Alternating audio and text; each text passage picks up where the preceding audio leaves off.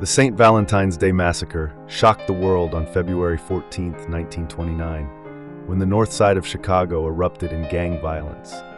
Gang warfare ruled the streets of Chicago during the late 1920s, as chief gangster Al Capone sought to consolidate control by eliminating his rivals in the illegal trades of extortion, gambling, bootlegging, and prostitution. The epidemic of gang violence reached its bloody climax on February 14, 1929. In a garage on the city's north side, where 7 men associated with the Irish gangster George "Bugs" Moran, one of Capone's longtime enemies, were shot to death by several men dressed as policemen. The St. Valentine's Day Massacre, as it was known, remains an unsolved crime and was never officially linked to Capone, but he was generally considered to have been responsible for the murders. In today's episode, we will look into the bloody St. Valentine's Day Massacre.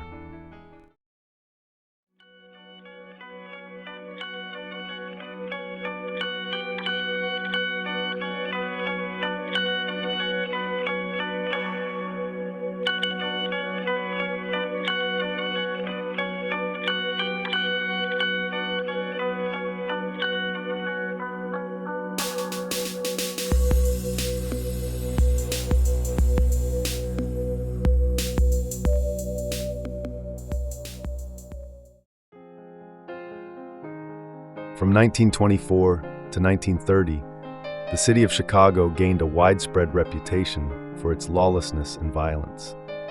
This reign of terror coincided with the rise of head crime boss Al "Scarface" Capone, who took over from his boss Johnny Torrio in 1925.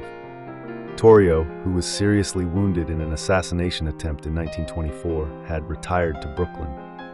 Prohibition, ushered in by the passage of the 18th Amendment in 1920, had greatly increased the earnings of America's gangsters through bootlegging, the illegal manufacture and sale of alcohol, and speakeasies, illicit drinking establishments, as well as gambling and prostitution. Capone's income from these activities was estimated at some $60 million a year. His net worth in 1927 was an estimated $100 million. Over the years, Al Capone consolidated control over most of Chicago's crime syndicates by ruthlessly gunning down his rivals. In 1924, authorities recorded some 16 gang-related murders. This brand of slaying continued until 1929, reaching as many as 64 murders in 1 year during that time. Chicago's gang war reached its bloody climax in the so-called St. Valentine's Day Massacre of 1929. One of Capone's longtime enemies, the Irish gangster George "Bugs" Moran, ran his bootlegging operations out of a garage at 2122 North Clark Street. On February 14th, 7 members of Moran's operation were gunned down while standing lined up, facing the wall of the garage. Some 70 rounds of ammunition were fired. When police officers from Chicago's 36th District arrived, they found one gang member, Frank Gusenberg, barely alive. In the few minutes before he died, they pressed him to reveal what had happened. But Gusenberg wouldn't talk. Police could find only a few eyewitnesses, but eventually concluded that gunmen dressed as police officers had entered the garage and pretended to be arresting the men. Though Moran and others immediately blamed the massacre on Capone's gang, the famous gangster himself claimed to have been at his home in Florida at the time. No one was ever brought to trial for the murders. It remains one of the biggest unsolved crimes in history. Though the St. Valentine's Day Massacre marked the end of any significant gang opposition to Capone's rule in Chicago, it can also be said to have marked the beginning of his downfall. With his highly effective organization, his impressive income, and his willingness to ruthlessly eliminate his rivals, Capone had become the country's most notorious gangster, and the newspapers dubbed him Public Enemy #1. Federal authorities began investigating Capone after he failed to appear before a federal grand jury after being subpoenaed in March 1929. When he finally appeared and testified, federal agents arrested him for contempt of court.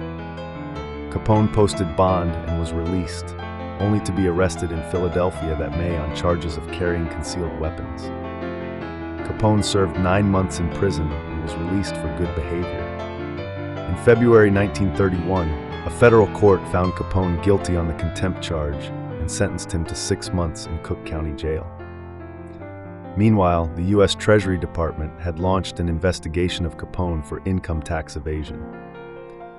Through diligent forensic accounting, Special Agent Frank Wilson and other members of the intelligence unit of the Internal Revenue Service were able to put together a case, and in June 1931, Capone was indicted for evasion of federal income tax.